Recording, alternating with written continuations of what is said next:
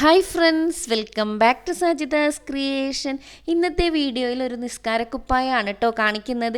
ഇതെന്താ ഇങ്ങനെ ഗ്രീൻ കളറിൽ എന്നൊക്കെ നിങ്ങൾ ചിന്തിക്കുന്നുണ്ടാവും. കളർ നിങ്ങൾക്ക് ഇഷ്ടമുള്ളത് ചൂസ് ചെയ്യാം.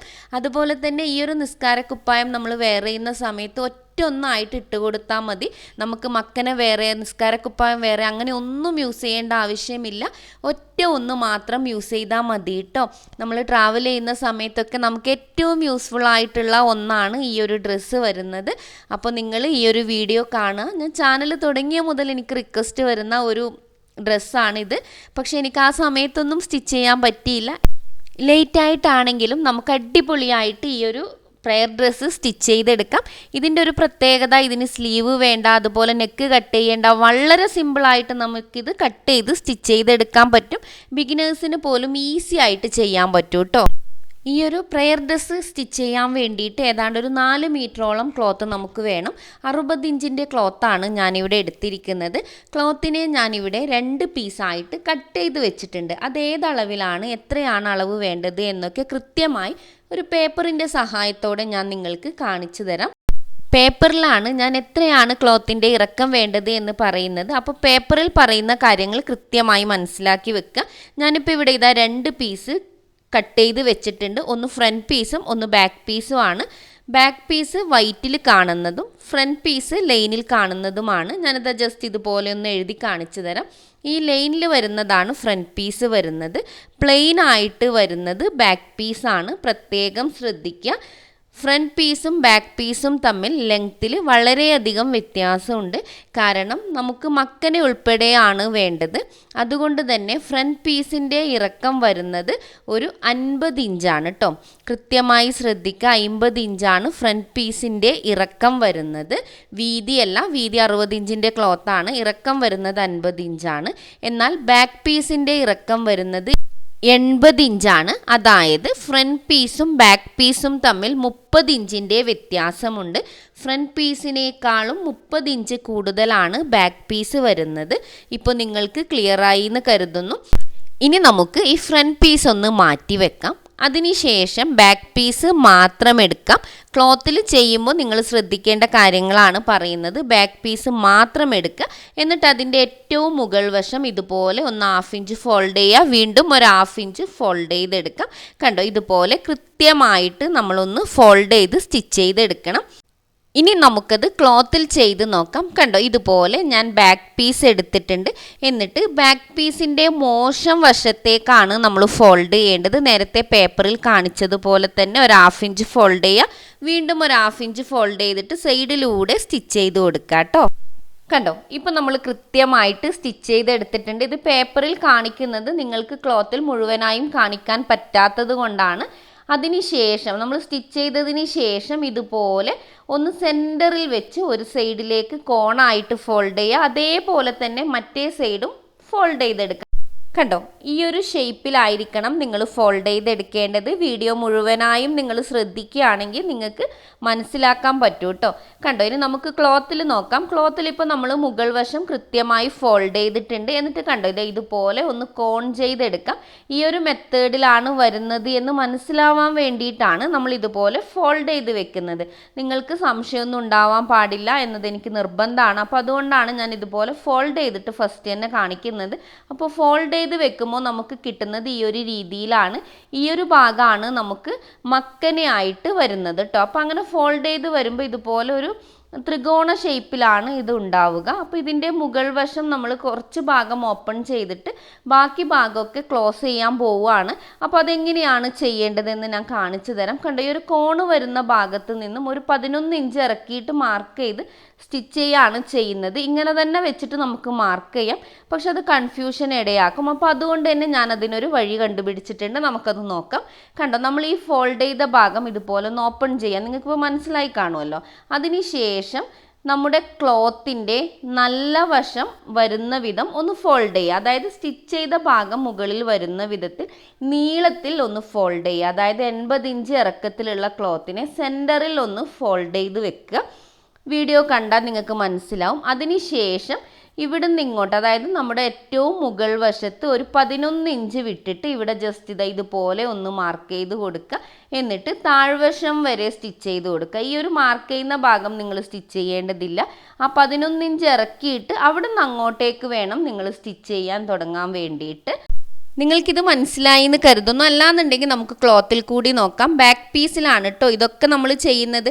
അപ്പോൾ ബാക്ക് പീസിനെ നമ്മൾ സെൻറ്ററിൽ വെച്ച് കൃത്യമായി 2ആയി ഫോൾഡ് ചെയ്ത് വെച്ചിട്ടുണ്ട്. എന്നിട്ട് ആ ഫോൾഡിങ് വരുന്ന ഭാഗത്ത് നിന്നും താഴ്വശത്തേക്ക് ഒരു 11 ഇഞ്ച് മാർക്ക് ചെയ്ത് കൊടുക്കുക.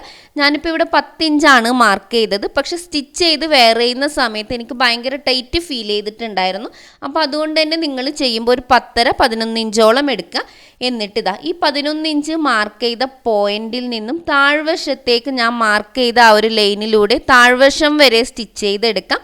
ഒന്നുകൂടി പറഞ്ഞു തരാം. നമ്മൾ 11 ഇഞ്ച് മാർക്ക് ചെയ്ത പോയിന്റ് സ്റ്റിച്ച് ചെയ്യേണ്ടതില്ല. അതിനുശേഷം വരുന്ന ഭാഗം സ്റ്റിച്ച് ചെയ്തെടുക്കുക കേട്ടോ. കണ്ടോ, നമ്മൾ പേപ്പറിൽ സ്റ്റിച്ച് ചെയ്ത് ഓപ്പൺ ചെയ്ത് വന്നാൽ ഈ ഒരു രീതിയിലാണ് ഉണ്ടാവുക. അതിനുശേഷം നമ്മൾ ചെയ്യേണ്ടത് ഇതുപോലെ ഫ്രണ്ട് പോർഷൻ എടുക്കാം. എന്നിട്ട് ഫ്രണ്ട് പോർഷൻ്റെ നല്ല വശം ബാക്ക് പോർഷനിൽ മുട്ടുന്ന വിധം വെക്കുക. എന്നിട്ട് ബാക്ക് പോർഷൻ്റെ നല്ല വശം ഇതുപോലെ എടുത്തിട്ട് ആ നല്ല വശത്തേക്ക് വേണം നമ്മൾ ഈ ഒരു ഫ്രണ്ട് പോർഷൻ്റെ നല്ല വശം വെച്ച് കൊടുക്കാൻ. എന്നിട്ട് ആ താഴ്വശത്തെ ആ ഒരു സ്ട്രൈറ്റ് ലൈൻ വരുന്നില്ലേ, ആ ഒരു ഭാഗം നമുക്ക് ഈ ഒരു ഫ്രണ്ട് പോർഷൻ വെച്ചിട്ട് ഒന്ന് സ്റ്റിച്ച് ചെയ്ത് കൊടുക്കാം. ക്ലോത്തിൽ നമുക്ക് നോക്കാം. നമ്മൾ സ്റ്റിച്ച് ചെയ്തിട്ട് ഇതുപോലെ ഒന്ന് ഓപ്പൺ ചെയ്ത് വെച്ചിട്ടുണ്ട്. ഇതിൻ്റെ നല്ല വശം വരുന്നത് ഈ ഒരു രീതിയിലാണ് കേട്ടോ. കണ്ടോ, നല്ല നമുക്ക് തലയിടാൻ പറ്റുന്ന വിധത്തിലുള്ള ഒരു ഹോൾ അവിടെ വന്നിട്ടുണ്ട്. ബാക്കി ഭാഗം നമ്മൾ ക്ലോസ് ചെയ്തിട്ടുണ്ട്. ഇനി നമുക്കതിനെ ഇതുപോലെ ഒന്ന് ക്രോസ് ചെയ്ത് വെച്ചിട്ട് നോക്കാം അല്ലേ. നമുക്ക് അറിയാനുള്ള ഒരു ആകാംക്ഷ ഉണ്ടാവും അല്ലേ. നിങ്ങളെപ്പോലെ തന്നെ ഫസ്റ്റ് ടൈമാണ് ഞാനിത് സ്റ്റിച്ച് ചെയ്യുന്നത്. അപ്പോൾ അതുകൊണ്ട് തന്നെ എനിക്കും നല്ല ക്യൂരിയോസിറ്റി ഉണ്ട്. കണ്ടോ, ഇതുപോലെ നമ്മൾ ആ ഒരു മക്കനയുടെ മുഖം വരുന്ന ഭാഗമാണ് ഇവിടെ വരുന്നത്. അതിന് കണക്കായ രീതിയിലുള്ള ഹോളുണ്ട്. ഈ ഒരു ഹോള് നിങ്ങൾക്ക് ചെറുതോ വലുതോ ആണ് തോന്നുന്നത് എങ്കിൽ ഈ ഒരു സമയത്ത് ഇട്ട് നോക്കിയിട്ട് അഡ്ജസ്റ്റ് ചെയ്യുക കേട്ടോ. ഇനിയിപ്പോൾ ഇതുപോലെയാണ് നമ്മൾ സ്റ്റിച്ച് ചെയ്ത് കഴിഞ്ഞാൽ താഴ്വശം വരുന്നത്. ഈ ഒരു താഴ്വശത്തേക്കാണ് നമ്മൾ നമ്മുടെ ഫ്രണ്ട് പീസ് ജോയിൻ്റ് ചെയ്ത് കൊടുക്കേണ്ടത് കേട്ടോ. ഇപ്പോൾ നമ്മൾ മക്കനയുടെ മോശം വശമാണ് മുകളിലേക്ക് വരുന്നത്. ആ രീതിയിൽ ഞാനത് തിരിച്ചിട്ടിട്ടുണ്ട്. അതിനുശേഷം ഫ്രണ്ട് പോർഷൻ എടുക്കാം. എന്നിട്ട് അതിൻ്റെ കറക്റ്റ് സെൻറ്റർ പോയിൻ്റ് ഒന്ന് മാർക്ക് ചെയ്യാം. ഫ്രണ്ട് പോർഷൻ്റെ മുകൾ വശമാണ് കേട്ടോ നമ്മളിപ്പോൾ ഇവിടെ എടുത്തിരിക്കുന്നത്. എന്നിട്ട് ഇതുപോലെ നമ്മുടെ മക്കനയുടെ നല്ല വശം എടുക്കുക. അതിനുശേഷം നമ്മുടെ ഫ്രണ്ട് പോർഷൻ്റെയും നല്ല വശം എടുത്തിട്ട് ഇതുപോലെ മക്കനയുടെ താഴ്വശം വെച്ച് സ്റ്റിച്ച് ചെയ്ത് കൊടുക്കുക. മക്കന എന്ന് പറയുന്നത് നമ്മൾ ആ ത്രികോണ ഷേപ്പിൽ വെച്ചിട്ട് അതിൻ്റെ ഏറ്റവും താഴ്വശം വരുന്നതിനെയാണ് മക്കന എന്ന് പറയുന്നത്.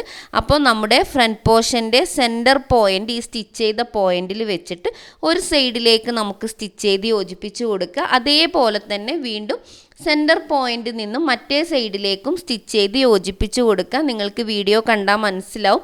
കണ്ടോ, ഇപ്പോൾ നമ്മളിത് സ്റ്റിച്ച് ചെയ്ത് ഫിനിഷ് ചെയ്ത് എടുത്തിട്ടുണ്ട്. ഈ ഒരു ലുക്കിലാണ് നമുക്കത് സ്റ്റിച്ച് ചെയ്ത് കഴിഞ്ഞാൽ കിട്ടുക കേട്ടോ.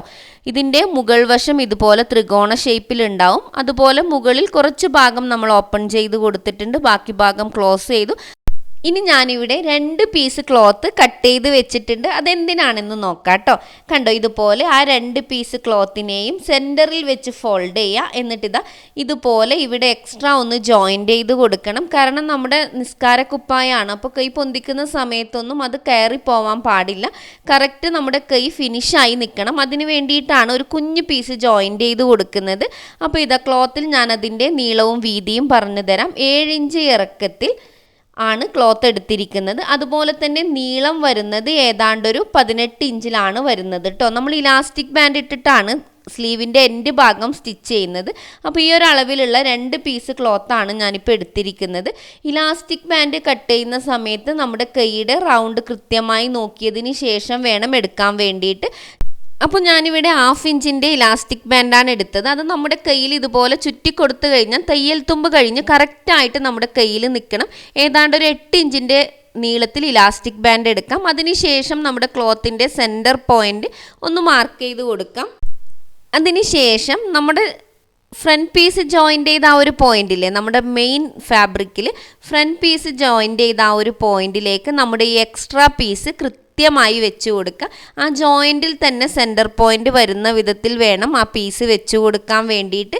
എന്നിട്ട് ഇതുപോലെ ഒന്ന് സ്റ്റിച്ച് ചെയ്ത് യോജിപ്പിച്ചെടുക്കാം. കണ്ടോ, ഒരു 1/2 ഇഞ്ച് വിട്ടിട്ട് 2 സൈഡിലേക്കും സ്റ്റിച്ച് ചെയ്ത് യോജിപ്പിക്കാം. ഇപ്പം നമ്മളിത് കറക്റ്റായിട്ട് സ്റ്റിച്ച് ചെയ്തെടുത്തിട്ടുണ്ട്. നമ്മുടെ ബാക്ക് പീസും ഫ്രണ്ട് പീസും ജോയിൻ്റ് ചെയ്ത ഭാഗത്താണ് നമ്മളിപ്പോൾ സ്റ്റിച്ച് ചെയ്തത്. അതിനുശേഷം ഇതിൻ്റെ താഴ്വശം നമ്മളൊരു 1/2 ഇഞ്ച് ഫോൾഡ് ചെയ്തു. അതിനുശേഷം ഇലാസ്റ്റിക് ബാൻഡ് ഇടാൻ പറ്റുന്ന വീതിക്ക് ഒന്നുകൂടി ഒന്ന് ഫോൾഡ് ചെയ്ത് സ്റ്റിച്ച് ചെയ്തെടുക്കാം. അതിനുശേഷം നമ്മുടെ ഇലാസ്റ്റിക് ബാൻഡ് നമുക്ക് എടുത്തിട്ട് ഇതിൻ്റെ ഉള്ളിലൂടെ ഇട്ട് കൊടുക്കാം കേട്ടോ. ഇതുപോലെ നമ്മൾ സ്ലീവിൻ്റെ ആ ഒരു ഹോളിലൂടെ ഇലാസ്റ്റിക് ബാൻഡ് ഇട്ട് കൊടുത്തിട്ടുണ്ട്. കണ്ടോ, വലിക്കുമ്പോൾ നന്നായി വലിഞ്ഞു നിൽക്കും. എന്നിട്ട് നമുക്കിതിൻ്റെ സൈഡ് ഒന്ന് സ്റ്റിച്ച് ചെയ്തെടുക്കാം. അതിനുശേഷം നമുക്കിതുപോലെ തന്നെ 2 സൈഡും ഒരുപോലെ വെച്ചിട്ട് സ്ലീവ് മുതൽ താഴ്വശം വരെ 1 ഇഞ്ച് വിട്ട് ജോയിൻ്റ് ചെയ്ത് കൊടുക്കുക കേട്ടോ. നോർമലി നമ്മൾ ചെയ്യുന്നത് പോലെ തന്നെ നമുക്ക് 2 സൈഡും സ്റ്റിച്ച് ചെയ്ത് യോജിപ്പിച്ചെടുക്കാം. ഇവിടെ ഒരു കൺഫ്യൂഷൻ്റെയും ആവശ്യമില്ല. സാധാരണ നമ്മൾ ചെയ്യുന്നത് പോലെ സ്ലീവ് മുതൽ താഴ്വശം വരെ 1 ഇഞ്ച് വിട്ട് ജോയിൻ്റ് ചെയ്യുക കേട്ടോ. അതിനുശേഷം നമുക്കിതിൻ്റെ താഴ്വശം കൂടി ഒന്ന് ഫോൾഡ് ചെയ്ത് സ്റ്റിച്ച് ചെയ്തെടുക്കാം. ഇനി നമുക്ക് ഇതുപോലെ 2 പീസ് ക്ലോത്ത് വേണം കേട്ടോ. ഏതാണ്ട് ഒരു 1.5 ഇഞ്ച് വീതിക്ക് വരുന്ന 2 പീസ് ക്ലോത്ത്. അതിനെ ഇതുപോലെ ഒരു ഭാഗം ഫോൾഡ് ചെയ്ത് വീണ്ടും ഒരു ഭാഗം ഫോൾഡ് ചെയ്ത് സ്റ്റിച്ച് ചെയ്തെടുക്കാം. എന്നിട്ട് ഇതാ ഇതുപോലെ നമ്മുടെ മക്കനയുടെ മുകൾ വശത്ത് കൃത്യമായി വെച്ചിട്ട് അവിടെ ഒന്ന് സ്റ്റിച്ച് ചെയ്ത് കൊടുക്കാം. വീഡിയോ കണ്ടാൽ നിങ്ങൾക്ക് മനസ്സിലാവും. അപ്പോൾ ഇതോടുകൂടി നമ്മുടെ സ്റ്റിച്ചിങ് പൂർത്തിയായി. നമ്മുടെ അടിപൊളി നിസ്കാരക്കുപ്പായം റെഡി ആയിട്ടുണ്ട്. ഇപ്പോൾ കോവിഡും കൊറോണയും ഒക്കെ കാരണം നമുക്ക് പുറത്തിറങ്ങുമ്പോൾ നിസ്കാരക്കുപ്പായം കൊണ്ടുപോയേ മതിയാവുള്ളൂ. അപ്പോൾ മക്കന, നിസ്കാരക്കുപ്പായം, അതുപോലെ തന്നെ കയ്യോറ, കാലോറ ഒക്കെ നമ്മൾ കരുതേണ്ടി വരും. പക്ഷേ ഈ ഒരു നിസ്കാരക്കുപ്പായമാണ് നമ്മൾ എടുക്കുന്നുണ്ടെങ്കിൽ നമുക്ക് വേറൊന്നും കരുതണ്ട. ഒറ്റ ഈ ഒരു നിസ്കാരക്കുപ്പായം മാത്രം മതി കേട്ടോ. അപ്പോൾ നിങ്ങൾക്ക് വീഡിയോ ഇഷ്ടപ്പെട്ടു എന്നുണ്ടെങ്കിൽ തീർച്ചയായിട്ടും കമൻറ്റ് ചെയ്യുക. ഇഷ്ടപ്പെട്ടിട്ടില്ലെങ്കിലും കമൻറ്റ് ചെയ്യണം കേട്ടോ. പിന്നെ ഈ ഒരു ഡ്രസ്സിൻ്റെ അളവിനെക്കുറിച്ച് നിങ്ങൾക്ക് ചിലപ്പോൾ സംശയം ഉണ്ടാവും. പക്ഷെ ഒരു സംശയത്തിൻ്റെയും ആവശ്യമില്ല. കുറച്ച് മുതിർന്നവർക്ക്, അതായത് ഒരു 15 വയസ്സ് മുതൽ മുകളിലുള്ളവർക്ക് ഈ ഒരു ഇറക്കവും അളവുകളും കൃത്യമായി മതിയാവും. അപ്പോൾ അതുകൊണ്ട് തന്നെ ആ ഒരു പ്രായത്തിലുള്ളവരാണെങ്കിൽ തീർച്ചയായും ഇത് യൂസ് ചെയ്യുക. ഇതുപോലെ സ്റ്റിച്ച് ചെയ്തെടുക്കുക. അതുപോലെ തന്നെ കുട്ടികൾക്ക് വേണ്ടി ചെയ്യുമ്പോൾ ഇതിൻ്റെ ഇറക്കത്തിൽ ചെറിയ വേരിയേഷൻ വരുത്തുക കേട്ടോ. അപ്പോൾ ഇന്നത്തെ വീഡിയോ ഞാനിവിടെ വൈൻഡപ്പ് ചെയ്യുകയാണ്. നെക്സ്റ്റ് ടൈം പുതിയൊരു വീഡിയോയുമായിട്ട് വരും. അതുവരെ ബൈ, ടേക്ക് കെയർ.